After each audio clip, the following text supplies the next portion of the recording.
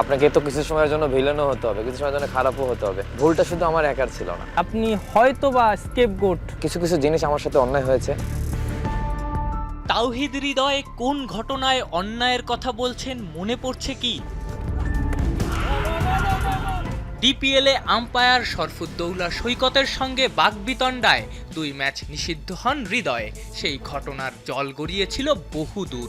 নিষিদ্ধ হওয়া না হওয়ার এই ঘটনায় শেষ পর্যন্ত বলির পাঠা হৃদয়ই হয়েছেন। ভক্তদের আক্রোশে পড়েছেন। জাতীয় দলও অধিনায়ক সহ অধিনায়ক হিসেবে বিবেচনা করেনি। ব্যাটিংয়ের ফ্লো হারিয়েছিলেন, মানসিক যন্ত্রণাও তো কম ভোগ করেননি। দেখেন, এই কথাটা আমি যদি এখন বলি, এই কথাটা তো বলা আসলে ঠিক হবে না, যেহেতু অনেক দিন হয়ে গেছে। আমি তাকে অনেক রেসপেক্ট করি। আমাদের দেশ থেকে শুধু উনি না, যে কেউ যখন যে জায়গায় ভালো কিছু করবে অবশ্যই আমাদের রেসপেক্ট করা উচিত। কিন্তু মানুষ মাত্র ভুল হতেই পারে। যত বড় মানুষই হোক, সে মানুষও ভুল করে। শুধু এইটুকুই বলতে চাই যে ভুলটা শুধু আমার একার ছিল না। একটা ঘটনা ঘটে যায়, তখন কখনো এক পক্ষ থাকে, হয় না, দুই পক্ষেরই থাকে। ফিল করেছি যে কিছু কিছু জিনিস আমার সাথে অন্যায় হয়েছে, আমি অনেস্টলি বলতে পারি। এবং মানুষ যারা আছে এবং আমার টিমমেট জিজ্ঞেস করলে হয়তো বা জানি না কেন হয়েছে, কিন্তু আমি এটা বিশ্বাস করি যে আল্লাহ যা করে ভালোর জন্য করে। আপনাকে তো কিছু সময়ের জন্য ভিলেনও হতে হবে, কিছু সময়ের জন্য খারাপও হতে হবে। সবসময় শুধু ভালো জিনিসটাই নেবেন, খারাপ জিনিসটা উপভোগ করবেন না, এটা হবে না। মুদ্রার এই পিঠ ওই পিঠ দুই পিঠ দেখাই উচিত একটা, আমি মনে করি একটা অ্যাথলেটের জন্য, বা যারাই এরকম পাবলিক ফিগার, সবসময় আপনি ভালো কিছু আশা করতে পারবেন না। তো আমিও চেষ্টা করছি যে এই জিনিসগুলা থেকে যতটুকু শেখা যায়, যতটুকু নিজের এক্সপিরিয়েন্স ওয়ার্ডটা তো এগুলো থেকেই আসে, শুধু খেলা না, আরও অনেক কিছু আছে।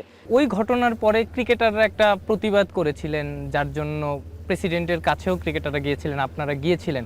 যেটা হয়েছে সব প্লেয়াররা সিদ্ধান্ত নিয়ে, শুধু মনে হয় আমার একটা ব্যাপার নিয়েই সেদিন যাওয়া হয়েছিল না, আরও কয়েকটা ব্যাপার ছিল ওখানে, তাদেরও প্ল্যান ছিল। আমি ঠিক আছে, আমার কাছে আমি সবসময় চেষ্টা করি যে নিজে যতটুকু ভালোভাবে থাকা যায়। আমি এই জিনিসগুলো পজিটিভভাবেই নেওয়ার চেষ্টা করেছি, কারণ নেগেটিভভাবে নিলে আলটিমেটলি আমার উপরে জিনিসগুলো ইফেক্ট পড়বে। ওই সময় কি মনে হয়েছিল যে আপনি হয়তো বা স্কেপগোট বা বলির পাঠা?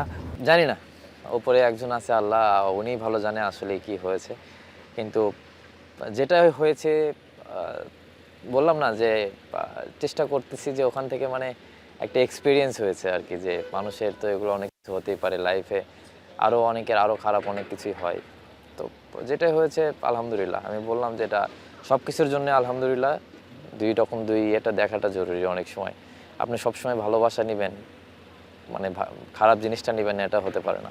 আপনাকে ভালোবাসাটা যেভাবে নিতে হবে, খারাপ লাগাটা ওইভাবে নিতে হবে, আমি মনে করি। এটা এইভাবে আমি চলি। এটা সিএ ব্যাট দিয়ে খেলেন, এজন্য কি মনে হয় যে সমালোচনাটা অনেক বেশি সহ্য করতে হয়েছে? কারণ তামিম সাকিব একটা দ্বন্দ্ব আমাদের ওপেন।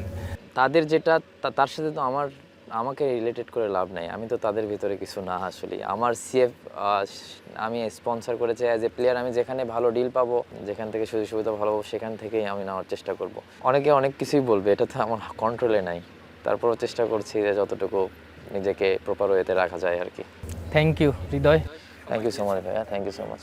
আফনান পিয়াল, যমুনা স্পোর্টস, ঢাকা।